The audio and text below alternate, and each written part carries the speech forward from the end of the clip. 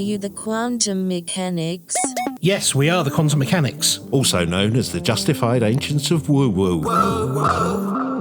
If you're interested in the paranormal and the high strangeness, we're the podcast for you. Whether you're a believer, a doubter, or somewhere in between. I'm Ben. And I'm Peter. And we are the quantum mechanics. We're back.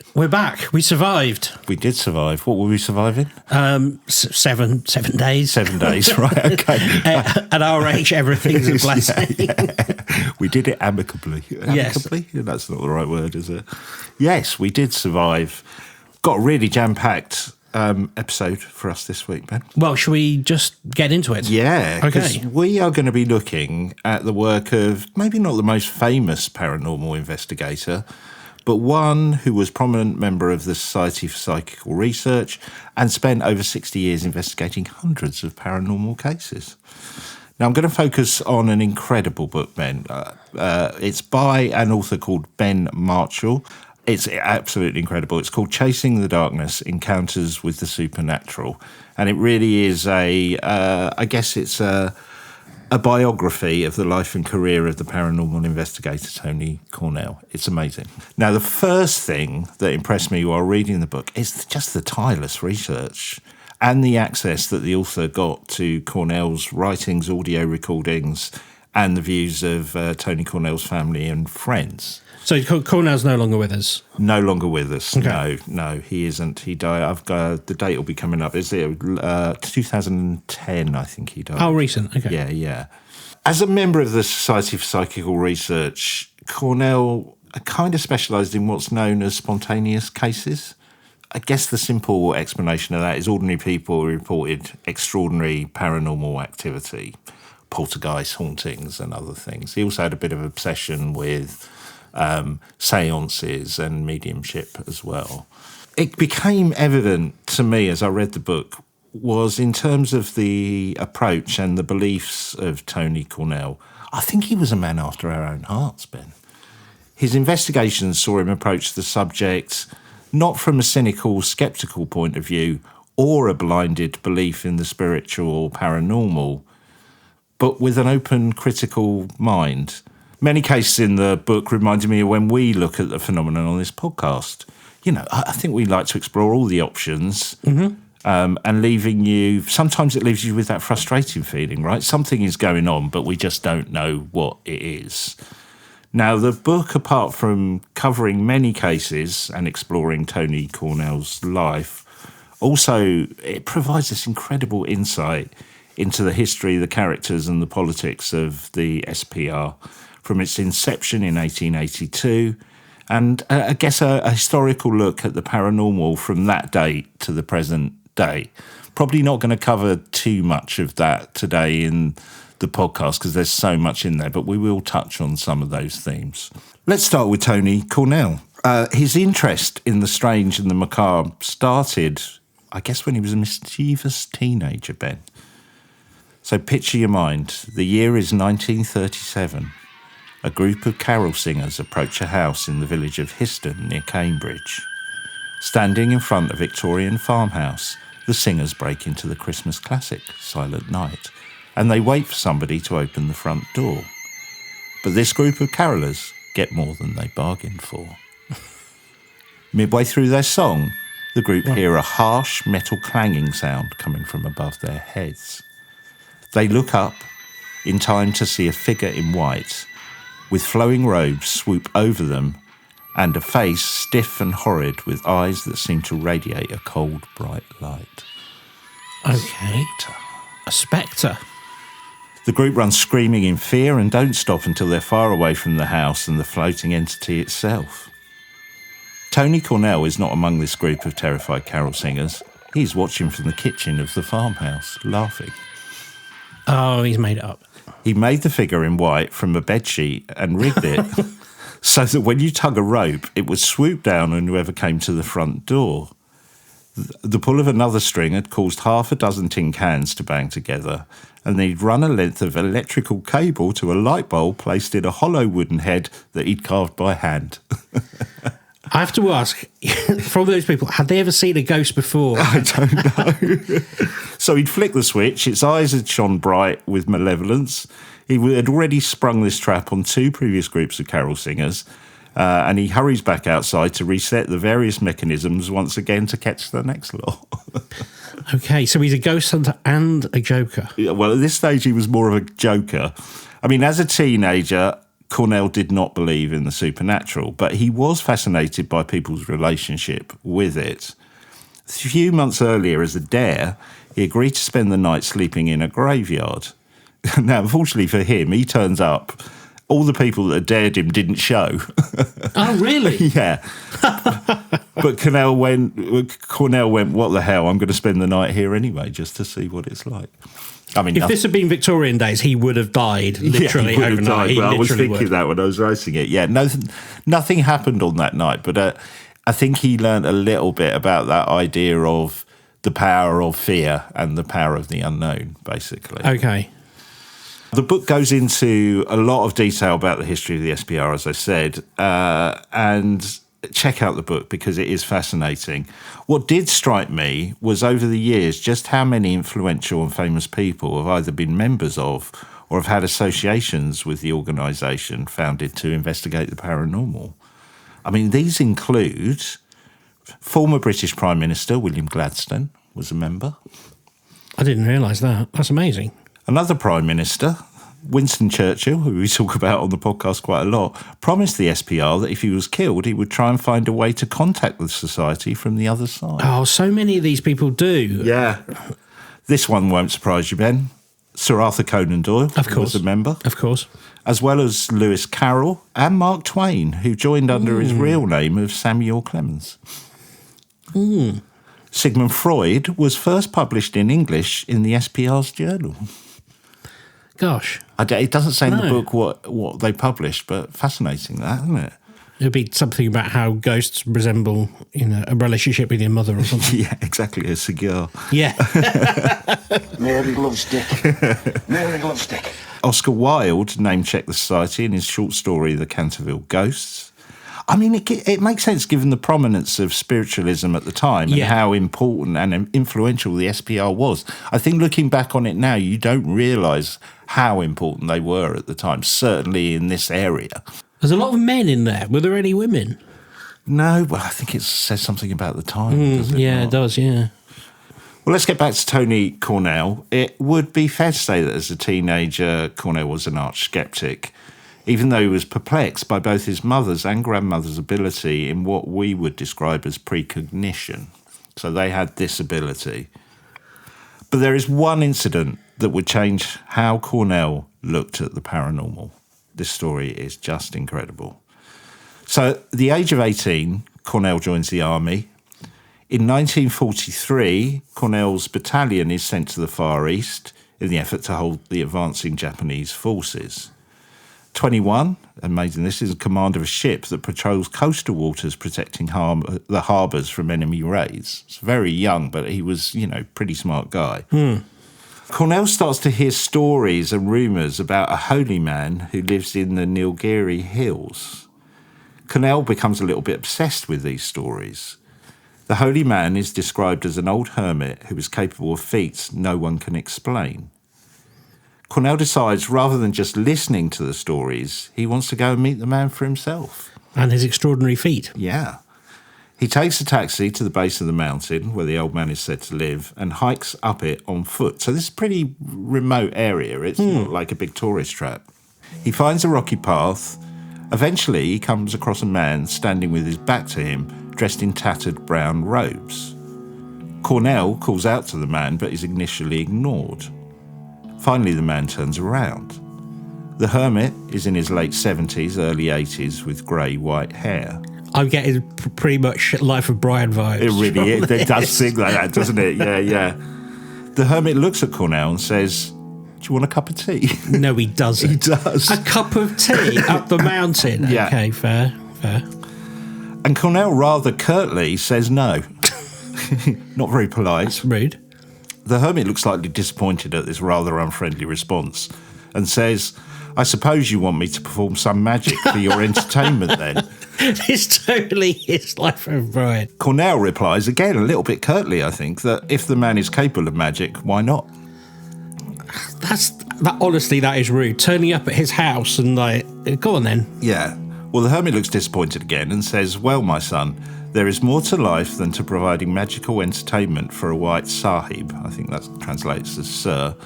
"But if this is the level of your intellect, so be it." It was touche. Nice burn back, right? Yeah. The hermit stands beside Cornell and tells him to look at a distant ridgeway. The hermit explains that magic is a tool to remind humans that the material world is only an aspect of existence, and that he could see that Cornell was quite a material person, but that he would eventually grow up. So it's not a great start for these two, is it? I don't think he ingratiated himself to the hermit Not very really. well. The hermit says, "Look at the hill if you want to seek wisdom." After a few moments, Cornell said he experienced a feeling of unease. He turns to speak to the hermit, but he's vanished.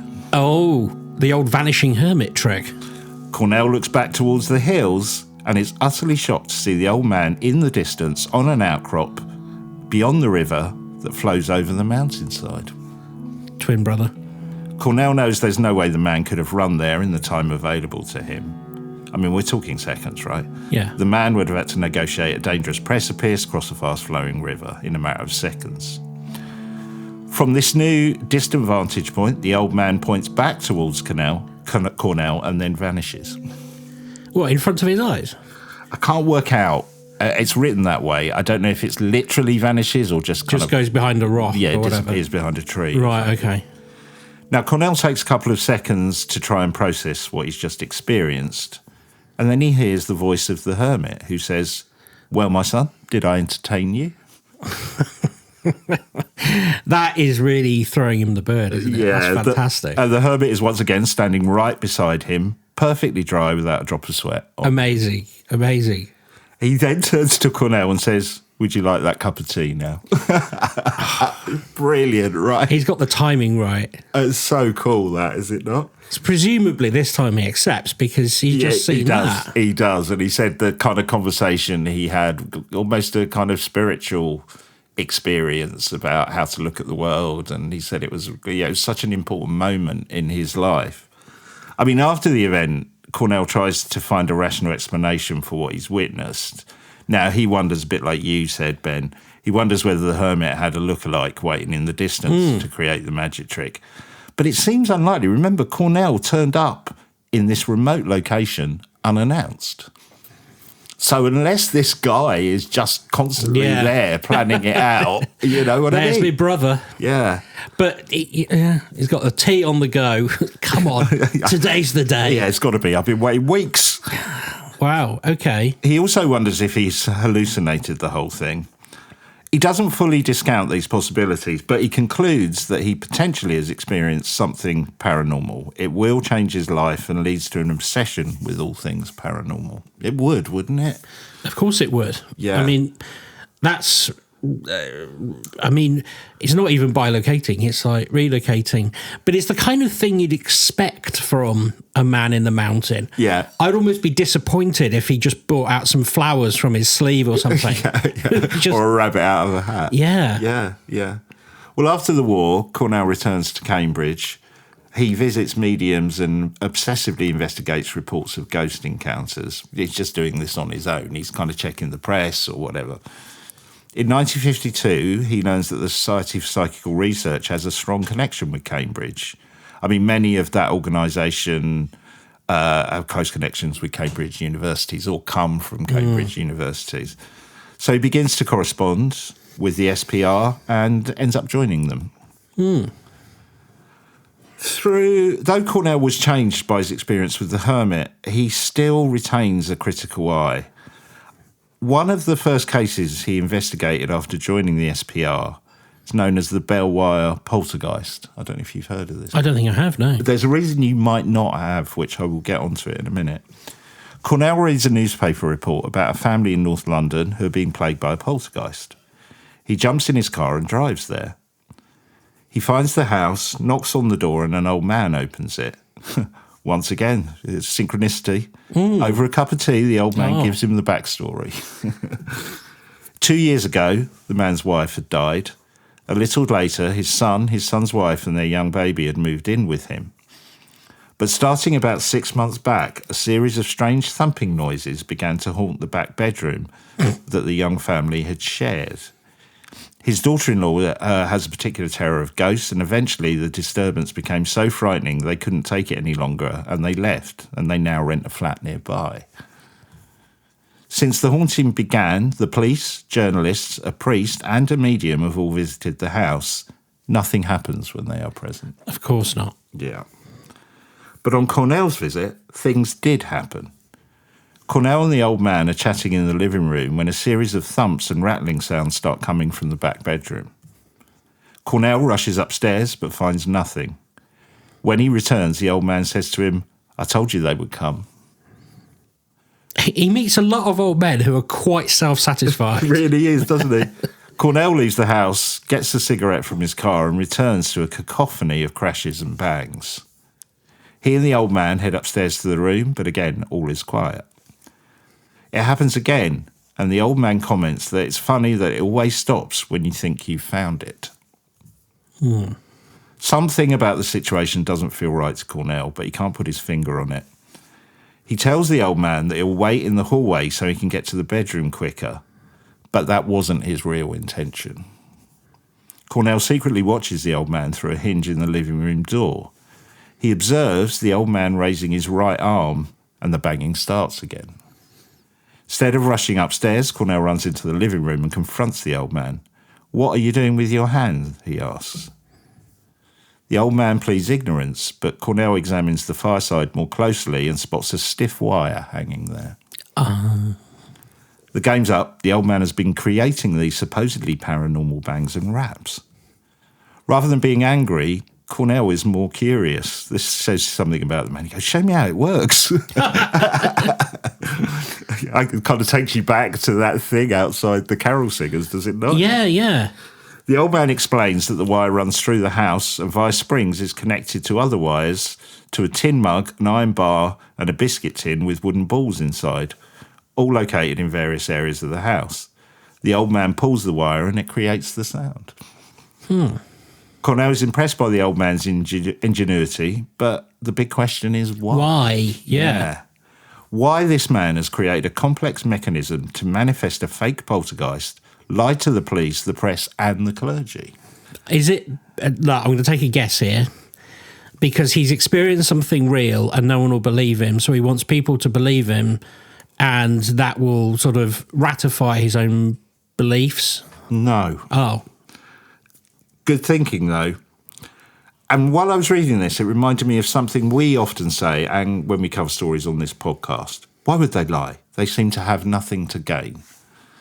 You know, certainly that is the case here. The old man was not looking for attention or financial gain. He wasn't planning to write a book or be in the press. I mean, when the press and other people came round, he didn't pull the wire. Nothing happened, right? Right. But this story and the other in the book reminds me we have to be careful with that statement. They seem to have nothing to gain. People's motivations are not always obvious or completely rational. And maybe that's true in this case. The old man finally confesses to Cornell why he's created this deception. The old man says it started with his daughter-in-law. He and his wife found her difficult, he tells Cornell. After the old man's wife died and his son and family moved in, it became clear to the old man that his daughter-in-law wanted this house for herself. Ah, I see.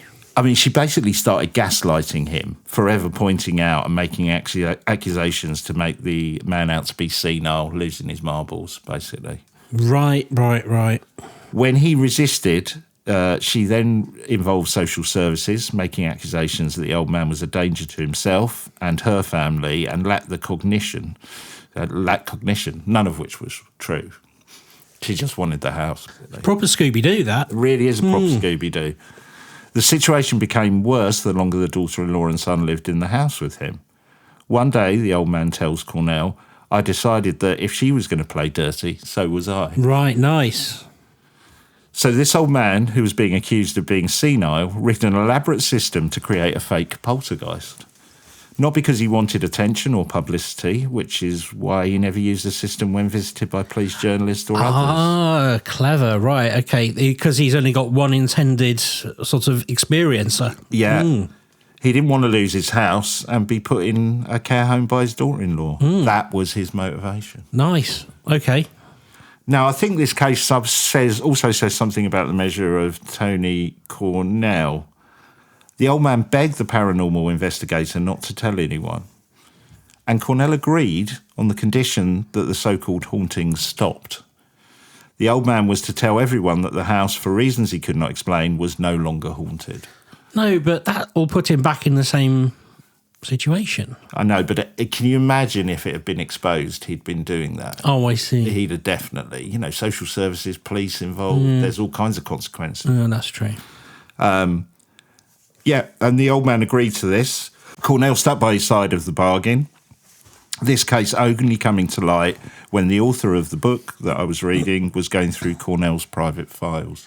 Oh, so he didn't. This is ever why we publish don't it. know this case. He didn't publish it. He didn't tell the SPR. That is fascinating. I mean, I just thought, yeah, good. Can you imagine that now? Imagine if a YouTuber or paranormal investigator had gone round that house and found this out. There's no way they'd have gone, okay, fine. No. I don't want to get you into trouble.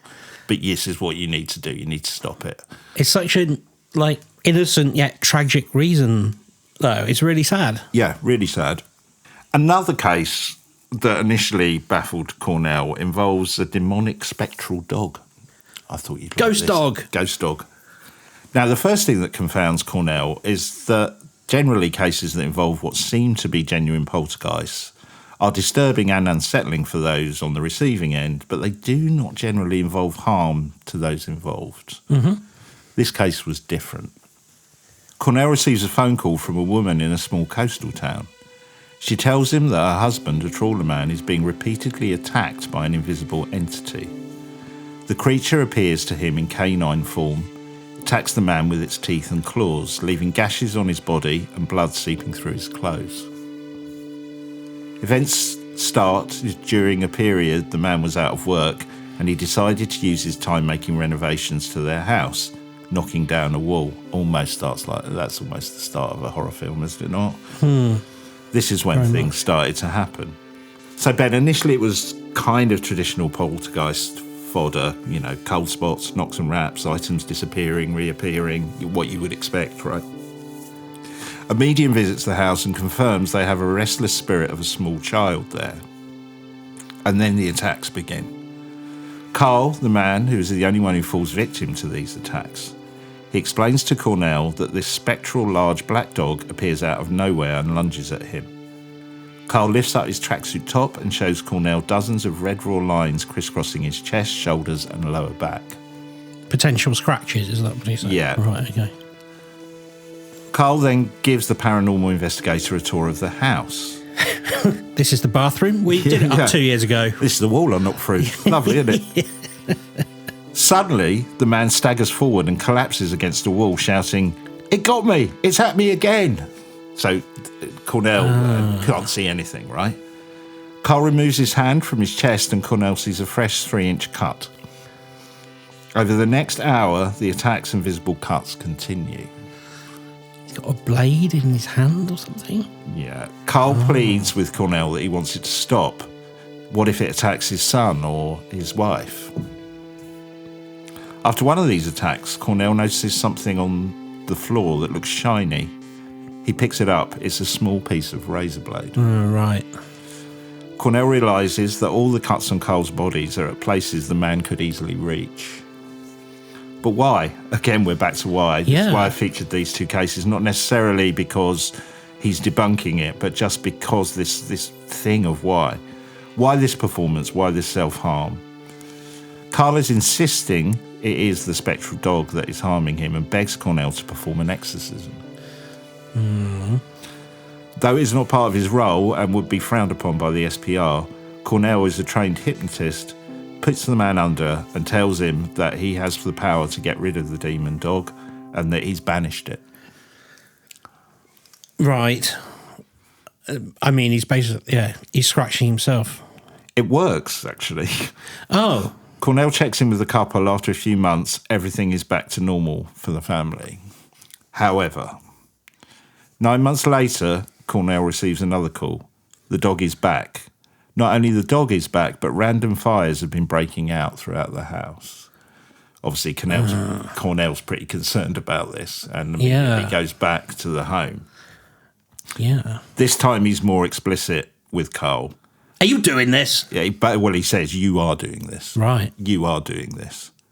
Carl denies this, but adds, even if I'm doing it by mind, it's still frightening. I'm not denying I done it. I just don't know that I've done it. Right. So he's got dissociative personality thing going on. Right, okay. Now, later, Cornell would find out it's not the first time Carl had claimed to have been attacked by a beast. A few years before this spectral dog appeared, Carl had made claims to a local newspaper that he'd been mauled by a big cat while visiting the zoo. That he'd put his head too close to the bars and the cat had basically mauled him. Yeah, that didn't happen. Several years later, sadly, this pattern of trying to draw attention to himself caught up with Carl after he was arrested and imprisoned for setting fire to a nearby barn. It's likely that Carl was affected by a disorder or condition, whichever way you want to call it, known as FPP, fantasy-prone personality. Right. People with FPP can, as you said, dissociate from reality, and it often involves a loss of memory or fragmentation of self. I guess I'm reading fragmentation of self, almost like that classic split personality, that he doesn't know he's doing it. Well, do you remember I told you that story of the woman who went to bed every night, and when she woke up in the morning, her furniture had moved and there were Post-it notes left to her. Yeah. And she was convinced someone was breaking in, and she got the police involved, and then eventually someone had the foresight to install a camera. Even this was a long time ago, so you couldn't just get a Nest camera. Yeah. And it was carbon monoxide poisoning, and she was getting up in the night. Oh, wow. And under the influence of the carbon monoxide was making these notes to herself. So, it can come from external factors as well as some kind of brain really problem. Yeah. Well, if Carl had FPP, it's likely he wasn't aware that it was him that was initiating and causing these events, even kind of, using a razor blade on himself. I mean, it's another example why we need to be careful when we say, what is the motivation to lie? For some people, they're not even aware that they're lying. Yeah, that's true. That's true. Now, I can't remember exactly, but I think in the book it says FPP affects about 2% of the population. 2%? Yeah, I'd need to confirm that. Don't take that as 1 in 50. given. Wow. However, what happens is if people have that, they are more likely to get drawn into fantasies, conspiracies, the paranormal, basically. Right, yeah, that makes sense. To kind of explain what's going on to them. You would, wouldn't you? Because you've got no idea what is happening to you. Yeah. Nazi space lasers. Yeah, all that stuff. Yeah. As you would expect, Ben, a lot of the cases Cornell investigates relates to psychic mediums and seances. I mean, as we've discussed before on the podcast, for the first half of the 20th century, that was such a big thing, right? For the reasons we've discussed, war, post-war grief, loss, and I guess at that point, the paranormal was probably at its peak as a form of entertainment. Very much, yeah. And Cornell, he's got a bit of an obsession with seances, Ouija boards, attending them. And he runs private seances himself to observe and kind of do tests and check out what's going on. He does this with friends to explore the phenomena. And again, I won't go into the detail, but he has some very strange things with this group of friends that happen with the Ouija board. This sounds almost like the Philip experiment. Yeah, a bit. Yeah. People who, they're told that this is like, I don't know, I suppose, fake or it's a scientific experiment, and then stuff happens anyway.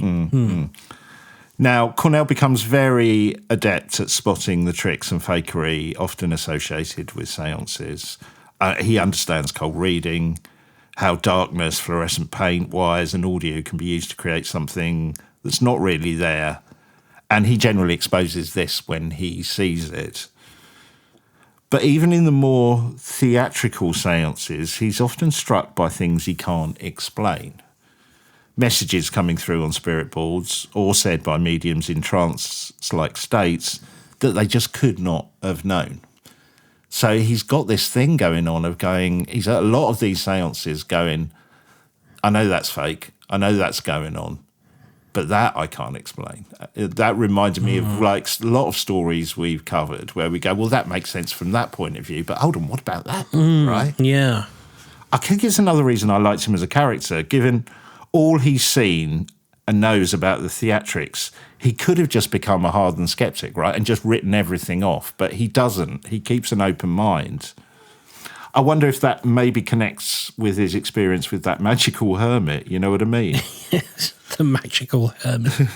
He starts to divide his observations or experiences into different categories, and I think this is really interesting. He talks about there are mediums who blatantly mislead their audience for financial gain and fame. Lots of examples of that, especially around that time, right? He says there are those who genuinely believe they are communicating with the dead, who perhaps unconsciously become incredibly skilled at things like cold reading. So again, they don't necessarily know they're misleading people, they believe, but they're just really good at picking up on what people, you know, voice patterns, what they're talking about, how they're feeling, almost an unconscious cold reading effect. Right. But there are those that he believes have some kind of paranormal ability, but because of the pressures, either to perform or make a living, use fakery, magic tricks or deception because they can't produce their abilities on demand.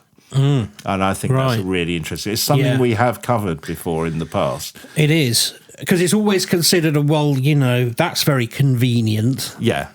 And it's almost like if you're a pure skeptic, even one small sliver of fakery negates everything else, right? And I understand why people take that view, but I like the fact he kept an open mind about it. I mean, a good example of this is a seance that Cornell attends. The room is pitch black and the medium makes a luminescent trumpet fly around the room and land back down in front of them, right?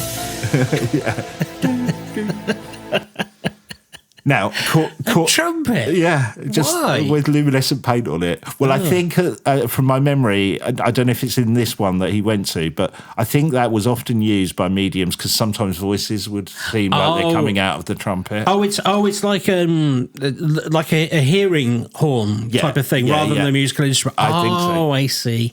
I take the X-Files back. Cornell is convinced it's a trick. And during the performance, he starts to feel angry about the deception.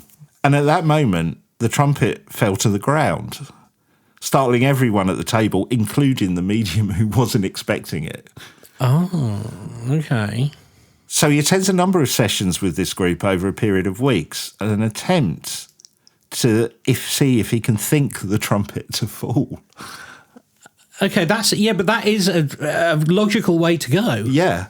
So he tries this experiment 39 times and was successful 26 of those times. Wait, but he has to get someone else to make it fly?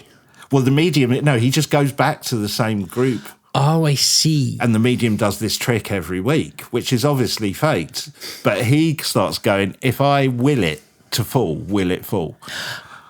That is fascinating. So he's definitely a trick. He's not suggesting that the spirits are... Oh, wow, that's crazy. So did he...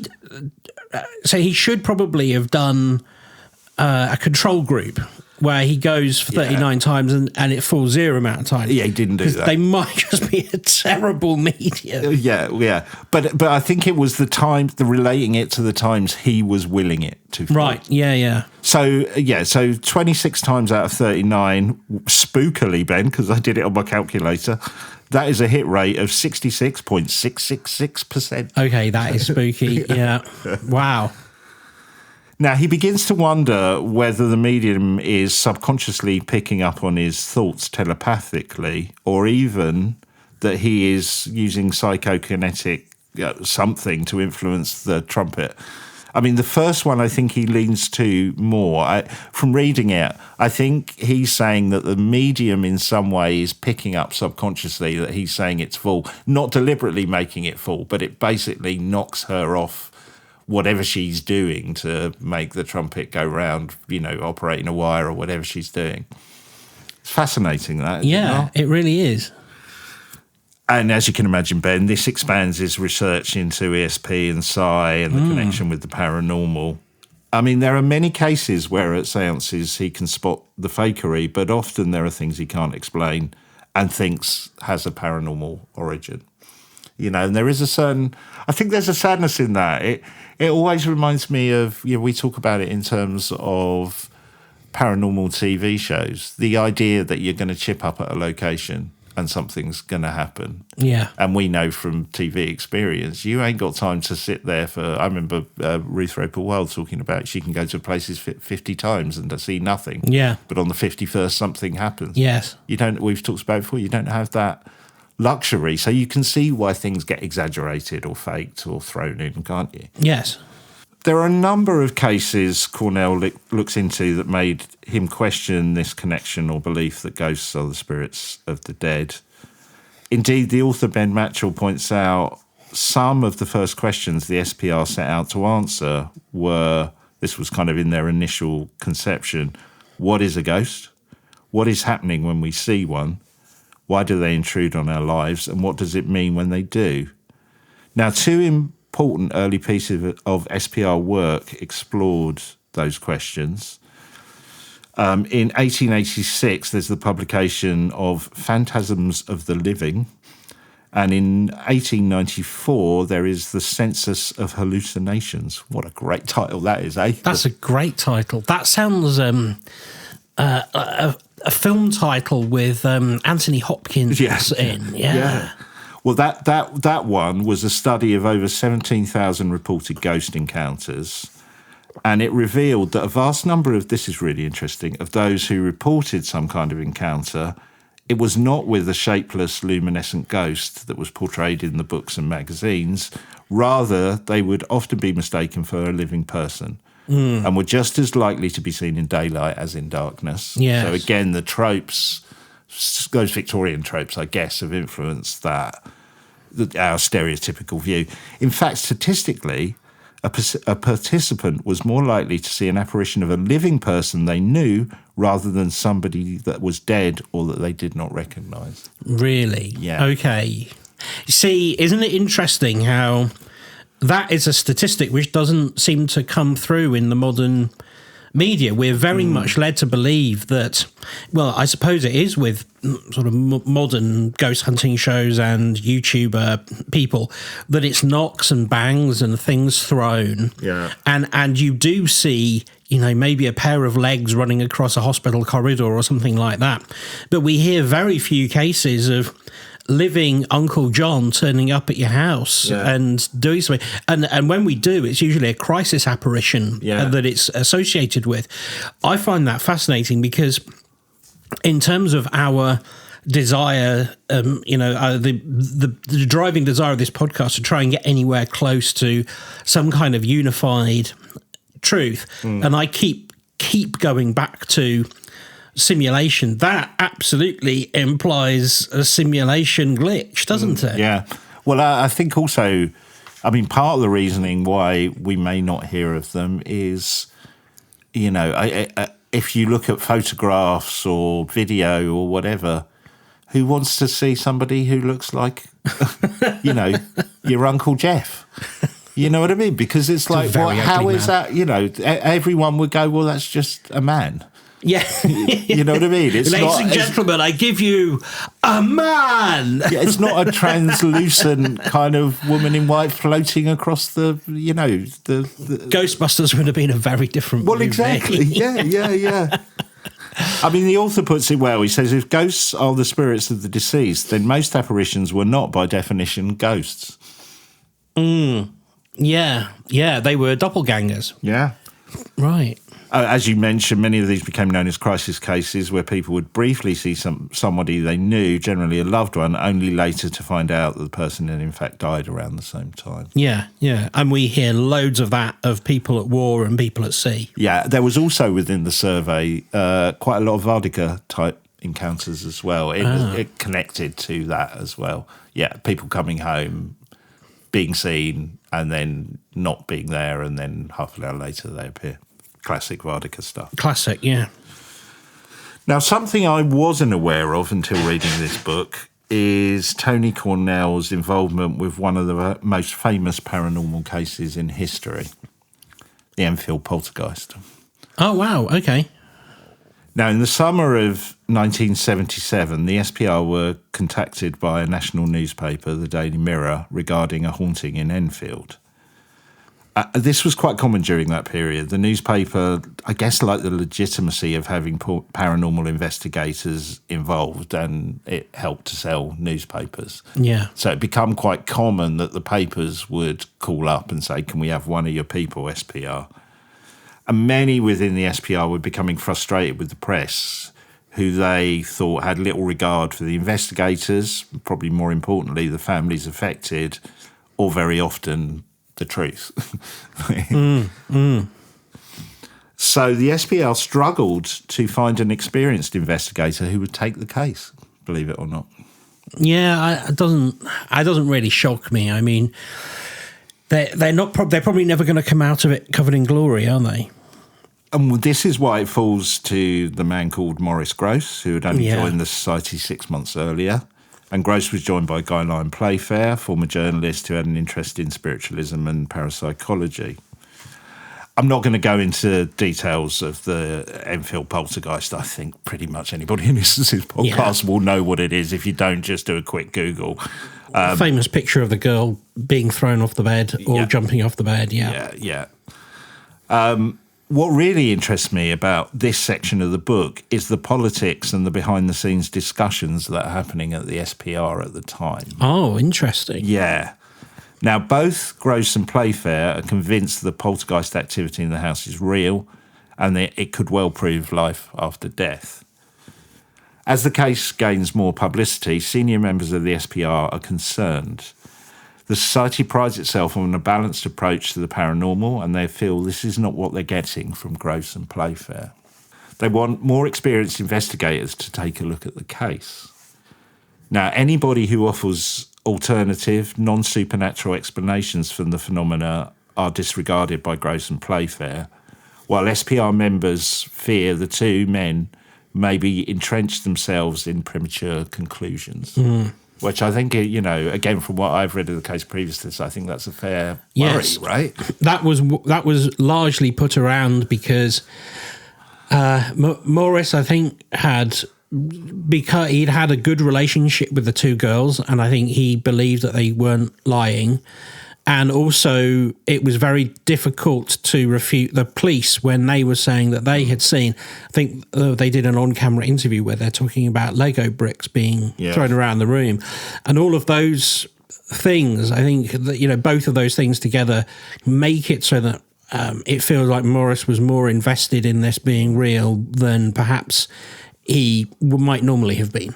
And I think it's worth pointing out that Maurice Grosse, sadly, was going through a terrible bereavement of the death of his daughter. Yes, yeah. And you could see why he might want it to be real, right? Yeah.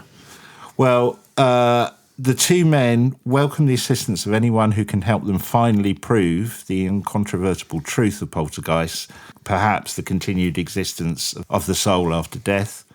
What they don't want, it says in the book, is rival investigators showing up and telling them what they're doing are wrong.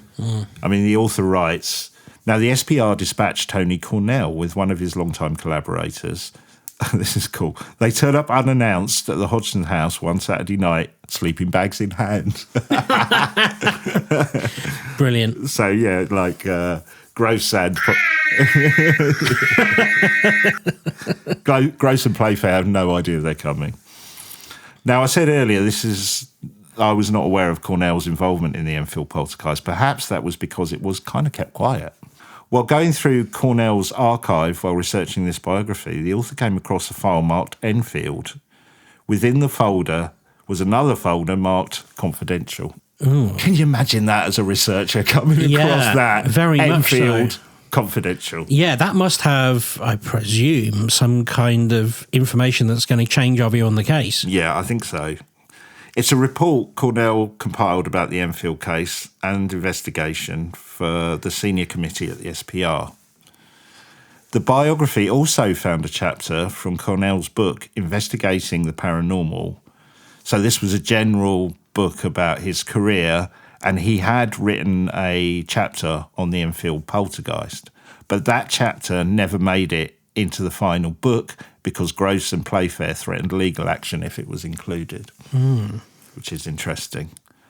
I mean, I'm not going to go into the whole report, but let's take a look at some of the things included. At one point, Cornell details a conversation with Gross, where Cornell observes that most of the phenomena occurs when the girls are alone in the bedroom with the door shut. Cornell writes that Gross did not respond at all to the suggestion that there was any fraud, or even a mixture of fraud and genuine phenomena. In fact, he rejected the idea of fraud altogether. The children, Cornell observes, seem normal, excited, and very much enjoying the attention they are receiving. This is something we've heard before, right? Yeah. Cornell asked Playfair, who he's been an acquaintance of since the 1950s, to join him outside the house. Cornell expresses that control conditions within the house to limit the possibility of fraud are, quote, non-existent. Right. He tells Playfair that from the evidence he has seen and looked into so far, nothing warrants a paranormal explanation. He says, it doesn't feel like a poltergeist. Playfair disagrees, obviously. Cornell sets up a number of paranormal instruments, including infrared sensors, but nothing registers even when activity is happening. This is really interesting as well. When Cornell tries to speak to Mrs. Hodgson, the girl's mother, Gross prevents this. This happens on a number of occasions. Often just saying, oh, no, she doesn't want to be bothered. She says she doesn't want to talk to you. She's got a lot going on at the moment. And Cornell gets very suspicious of this because she spends a lot of time with the children in the same room when these things are happening. So he just wanted to say, he wanted to ask her, had she seen anything? And Gross says, well, it always happens when your back's turned. That's what happens with phenomena. And he's like, well, can I speak to her? And Gross is like, well, no, she's very busy. So he never gets to speak to her. Cornell becomes frustrated and heads home. This is clever as well. Returns a little later when Gross and Playfair have left. So he waits for them to leave and comes back. He does this thing. He fills up 2 balloons with water and places them in a saucepan and puts them under Janet's bed and one beneath her brother's bed while they're asleep. The night passes without incident. Mrs. Hodgson, who had spent the night with her children, goes to the kitchen to make her and Cornell more tea, and the activity starts up. One of the researchers who is stationed outside the bedroom door hears Janet's brother, Billy, say, those silly twits will believe anything. When things quieten down, Cornell talks to the children. This poltergeist is not a very intelligent or observant person, he tells them, as it has not seen the balloons in the saucepan under the bed. The children look under the bed and spot the balloons. A real poltergeist, Cornell tells them, wouldn't be able to resist popping those balloons. Mm-hmm. As you can probably predict, Ben, a few minutes later, when they're out of the room, the commotion starts again. When the investigators enter the room, there is water all over the floor and the balloons are burst. Right. I mean, again, children, come on. Yeah. I mean, that's not conclusive, but I think it's a great idea what he did. Oh, it's a great idea. In his writing, Cornell acknowledges that it's difficult to make a full assessment given the limited time he'd spent at the house, but his final thoughts were, I quote, both Maurice Gross and Guy Playfair want to see phenomena, and the children know it and provide it, attracting in return the adult attention that has been lacking in their lives. In particular, Janet appears disturbed, possibly as a result of her parents' divorce and the breakdown of the family unit. This could be a case mainly for a psychiatrist, not a psychic researcher. Gross, he continues, has insufficient experience in such cases, a state of affairs which is certainly not his fault, but he is looking for evidence and being fed it by the children. Interesting. Okay. That was his assessment. Because we're always being, to refute that is, and we're not delving into this case too deeply, but Morris makes that recording of Janet with the old man's voice, and he does it while she's got water in her mouth. That is that's a powerful bit of evidence. It's a powerful bit of evidence. Yeah. And certainly Cornell was not there at that point for that, so he wouldn't have seen that. No. And so I suppose we're left with the reliability of the witnesses, Morris, etc., which, we can't comment on because we only have their word for it and third hand. I think accounts. Cornell is open to the fact that there may have been something paranormal at the start or even during it. And the children lean into it and join in, He writes, it may well be that initially, due to Janet's state of needing attention and her age, there was a psychical outbreak.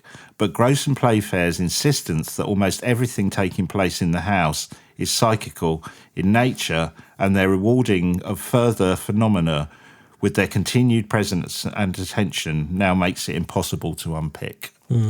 Yeah. Now, causing further consternation to certain members of the SPR is when Gross and Playfair present their experiences in the house to the SPR conference in March of 1978, because a few days earlier the girls had confessed to fakery, and this was only withdrawn after an intervention from Gross and Playfair. Oh, I didn't realise that. I didn't hear that. I've not heard that before. Yeah. Well, Gross and Playfair threatened legal action to stop Cornell writing about them in his book. Playfair, however, did write about Cornell in his book, This House is Haunted. He didn't use Cornell's name, but he described him and the other investigators as eccentric bumblers obsessed with fraud, describes them as meddling outsiders and phony investigators. Meddling kids. Yeah. Interesting that, isn't it? Yeah, because again, that's one of the cases where people have shone an awful lot of light. I mean, it's been turned into numerous dramas, numerous documentaries, and I've heard both sides of Janet saying, yes, it was true, no, it wasn't. But I don't believe she does interviews anymore, and and that could very well be the reason.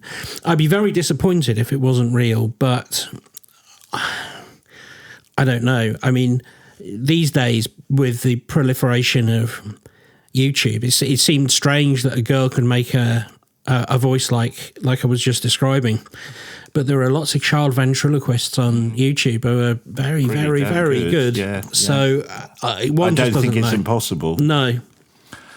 I think, from my reading of it, well, first of all, can you imagine being the biographer and coming across that file? That must have been an incredible moment. Yeah, amazing.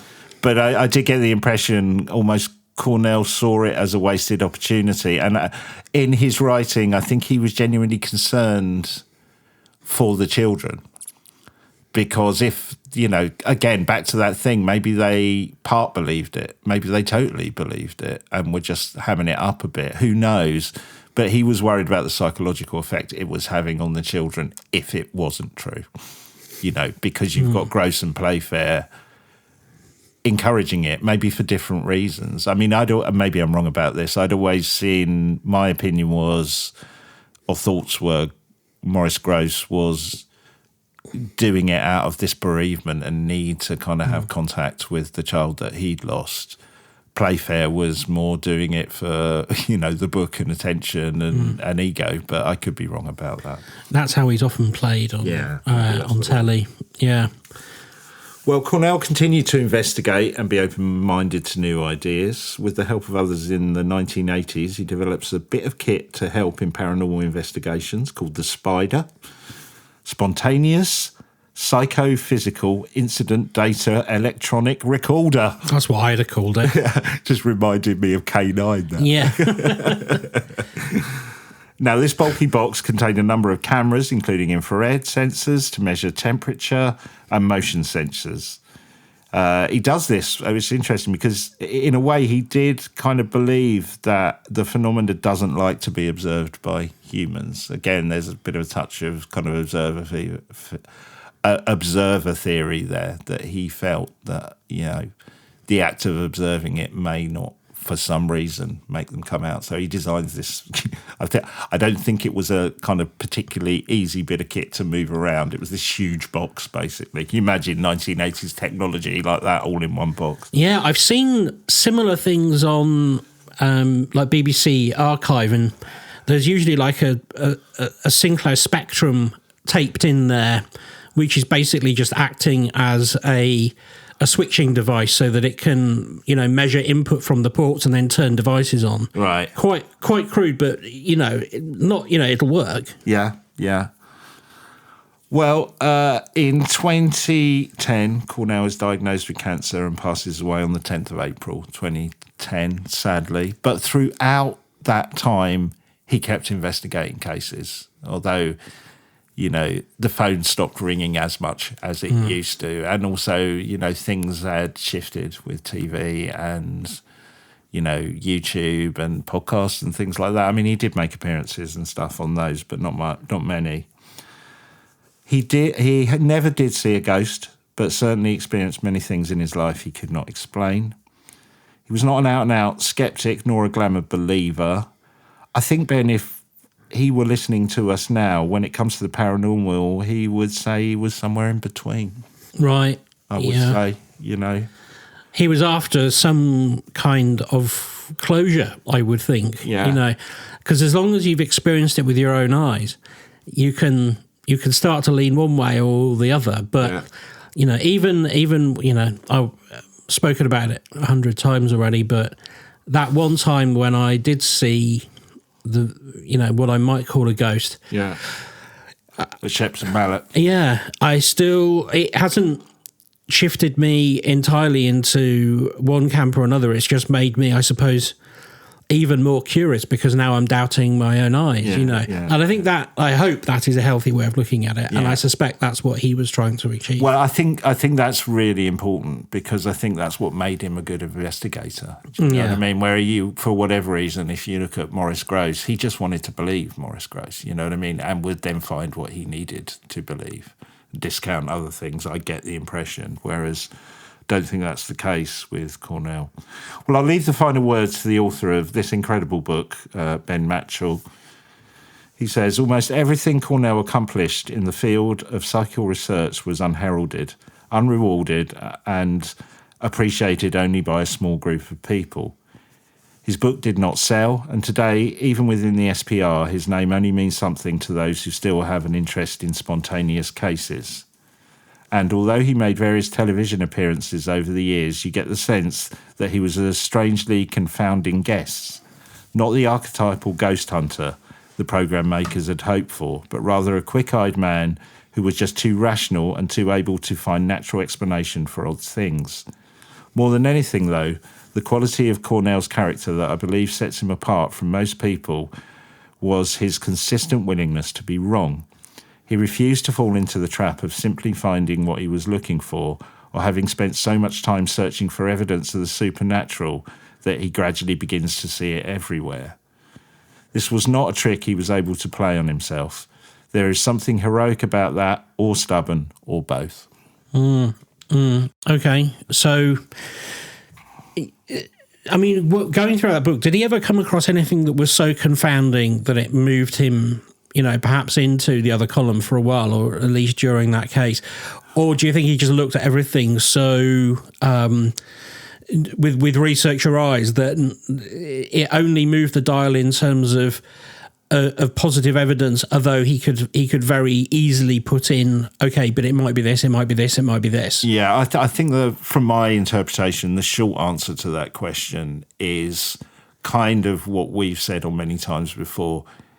He looks at things and go, well, that could be that could be that, that could be that. That's a bit odd. Right, yeah. I mean, he certainly, I would say, and I've not covered much of it here because there's a lot of detail about it, I think he certainly would say he'd seen evidence of telepathy and possibly even, something akin to kind of remote viewing type, so psi in that sense, rather than necessarily ghost encounters. So I don't know, but my interpretation, if you said, right, you've got to tell us what you think a ghost is, I think he would say not necessarily the spirit of the dead, but something connected with something in the universe we can't quite understand. I mean, I still find that fact that you said that he had recorded people's experiences where they had seen basically the apparition of a solid living person. I find that, Yeah. that's the first time as I say, it's really come through. And again, it leaves you walking away, scratching your head even further. But I love that. And what a set of interesting stories. I really love that. Thank you. Well, as you can probably tell, I love this book. I've just scratched the surface. Read it if you can. It's called Chasing the Dark, Encounters with the Supernatural. It's written by Ben Machell. And in the extra scoop, we're going to talk about another side of Tony Cornell. How he forged links with paranormal investigators in Russia during the Cold War, and evidence that suggests he may have become a supernatural secret agent for the British government. Oh, wow. Well, there we go. I mean, there's nothing I can say to that. Yeah. So, come and join us at Ben and Peter's Extra Scoop at patreon.com/TQM pod, or if it's there, click the link in the show notes if you want to hear that.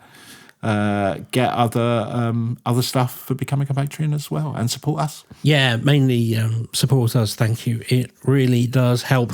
It's free to listen to the main show, but it's definitely not free to make. So everything really helps. Thank you. Cool. All right. We'll see you next week. I'll see you next time. Take care. Goodbye. Bye.